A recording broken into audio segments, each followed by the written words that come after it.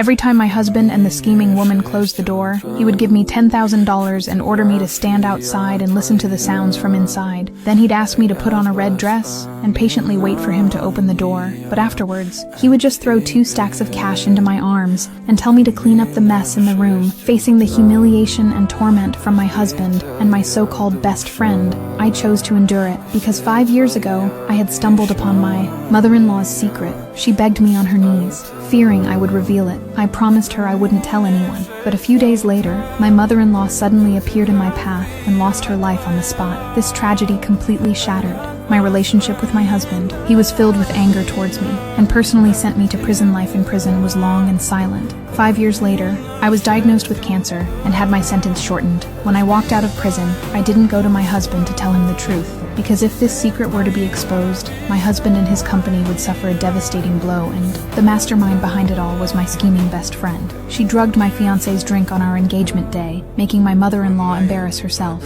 Afterward, she used this incident to threaten my mother-in-law, forcing her to crash in front of my car. But I had no idea about any of this, and naively thought I could protect this secret with my death to make a living. I became a bar dancer. To my surprise, the first customer I met was my husband and best friend. When he saw me, he immediately threw me on the ground and had his friends laugh at me. Just out of prison and working here, how shameless. When he found out I was short on money, he threw a stack of cash at me and told me to drink. But I knew I only had half a month to live. The doctor told me not to drink, but facing his provocation, I didn't resist and drank it all. Yet my scheming friend became even more malicious. Not only did she humiliate me with money, but she also forced me to drink a whole liter of beer. The alcohol made my condition worsen rapidly. I began to vomit uncontrollably and collapsed in the bathroom. My husband rushed to me when he heard, but my scheming friend stopped him, claiming he couldn't enter the ladies' restroom. She lied and said I had just drunk too much and threatened the assistant to confirm that he had seen things wrong. After hearing this, my husband finally relaxed and ordered the assistant to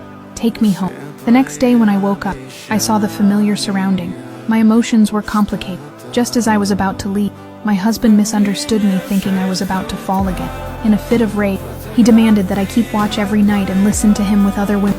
Then he threw $10,000 into my arm, hoping I would refuse, but I agreed without hesitation to make him give up. I stood outside the door all night, facing his misunderstanding. I didn't explain, and this made him completely disappointed.